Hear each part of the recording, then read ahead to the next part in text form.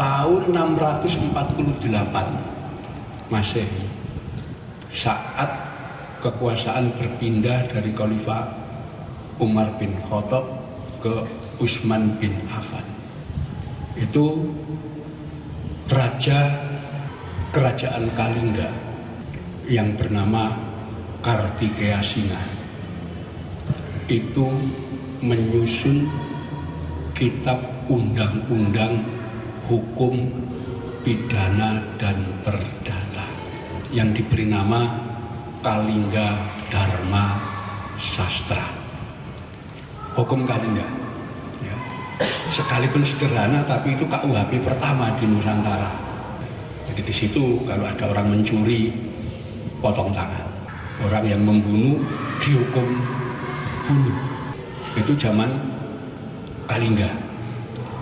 Nanti tokoh raja namanya Kartikeya Singa ini menikah dengan putri Sima dari kerajaan Kalingga Utara, itu di Jeporo sana, dan kemudian pindah ke Kalingga Selatan di pedalaman.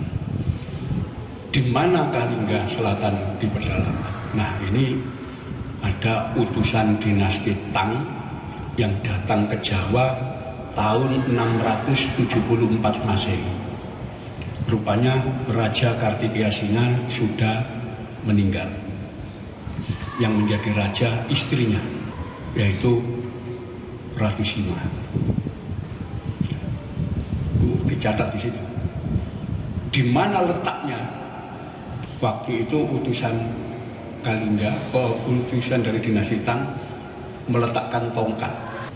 Letaknya adalah 36 derajat di arah selatan, bayangan itu. Dan ketika dicari mana yang tepat menurut ukuran Cina, jatuhnya bayangan itu 36 derajat ke selatan. Itu ketemunya di wilayah Kepung, Kabupaten Kediri. Ternyata Kalingga itu di situ dulu pusatnya. Nah ini orang di mana ya, tapi paling tepat ukuran ini adalah di daerah Kepung.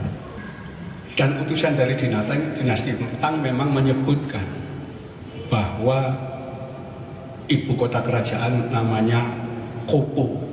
Ya, nggak bisa nyebut Kepung, Kopo. Ya, itu terletak di situ. Lokasinya persis. Ya, dan ini nanti akan ada lagi catatan-catatan berikutnya. Bahkan di situ dia mencatat ada saudagar Tazi dari Timur Tengah. Tazi itu orang Persia, Tasik yang mereka nyebut. Tazi itu orang Persia. Itu datang ke Kalingga dan kemudian saudagar ini tidak percaya bahwa hukum ditegakkan di kerajaan Kalingga. Mereka tidak percaya, bagaimana mungkin ada sebuah negara penduduknya tidak ada yang menjadi maling, tidak ada jadi penipu, tidak ada jadi pembunuh, semuanya patuh di bawah hukum. Itu sudah percaya dia. Akhirnya dia meletakkan satu peti perhiasan emas dan permata, diletakkan di jalan di depan pasar. Ternyata satu peti emas dan permata ini selama 2 tahun tidak ada yang ngambil. Dan baru kemudian putra mahkota ya, itu diberitahu sama pengawal-pengawalnya bahwa ada orang asing ya, itu mencoba penduduk kita, apakah ada maling atau tidak, ditempatkan di situ. Nah, rupanya tersinggung putra mahkota. Bagaimana dia tidak percaya hukum tegak di sini? Kemudian didatangi tempat itu dan kemudian peti berisi emas permata itu ditendang dan diinjak-injak sampai rusak. Nah, di situ dia dianggap melanggar hukum, merusak barangnya orang lain. Nah, di situ utusan dari Cina mencatat akibat perbuatan itu oleh Ratu Sima, putra mahkota tadi dijatuhi hukuman. Pertama, kedudukannya sebagai putra mahkota dicopot karena tidak pantas nanti jadi raja kok bekas penjahat. Yang kedua, kakinya dipotong. Itu menunjukkan keadilan hukum. Gak peduli keluarga raja, gak peduli anaknya raja, kalau salah dihukum. Dan kemudian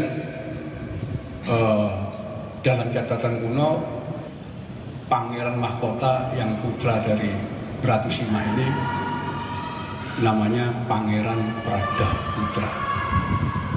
Ya, Pangeran Pradaputra. Itulah pangeran ini kemudian dibuang ke hutan selatan, hutan Ludoyo di sana. Itu nanti nama Pradaputra itu kita dapati dalam prasasti Dinoyo. Ternyata Pangeran Pradaputra ini punya anak Pradaputra Sah. Ya, itu yang akan kawin dengan Utejana, itu putrinya Gajayana. Gajayana itu adalah Raja Kanjuruhan di Malang. Tapi sebetulnya Gajah Mada itu orang Kediri. Kenapa? Dia putra mahkota dari Narapati Dewa Sima, yaitu yang kedatonya ada di Bogor Prada. Bogor Prada itu nama dusun, sampai sekarang namanya Bogor Prada, di Desa Siman. Ya. Rupanya tempatnya Ratu Sima itu namanya Siman. Ya, itu basa Jawa begitu. Ya. Tempatnya Mangkunegoro disebut Mangkunegaran. Nah, disitulah Gajayana ini kemudian pergi ke timur karena keraton dipecah menjadi dua, antara keraton timur dan keraton. Kenapa? Terjadi konflik perebutan kekuasaan. Ya. Kenapa? Karena putrinya Dewa Sima yang namanya Dewi Sudiwara itu kawin dengan Rakai Mataram Ratu Sanjaya. Yang satu sudah daripada rebutan kamu pergi ke timur, yang satu berkuasa di Mataram. Kenapa disebut Mataram? Karena Sanjaya itu menantu, jadi yang memiliki warisan itu adalah istrinya. Ya, Kalingga di barat sana dinamakan Mataram, warisan dari ibu. Bahasa Sanskerta, Mataram itu bentuk jamak dari Matar. Matar itu adalah ibu. Ya, jamaknya Mataram, warisan dari ibu. Ya, jadi sebetulnya kerajaannya satu dulu, Kalingga itu ya pusatnya di Kediri, tapi dipisah dua, yang satu jadi Kanjuruhan, yang satu jadi Mataram. Jadi wilayah di sini mulai sebelah selatannya Kali Kondo itu sudah masuk wilayah Mataram. Tapi yang di utara sana masuk wilayah Kanjuruhan. Itu nanti ada di prasasti Kanjuruhan macam-macam. Ya, bahkan dinasti Tang juga mencatat bagaimana Gajayana itu memindahkan kerajaan dari barat ke timur, ya, di tempat namanya dalam bahasa Cina disebut Bolu Gasya. Ya, di mana itu? Ternyata itu nama desa di Malang sana, Desa Waru Gasek.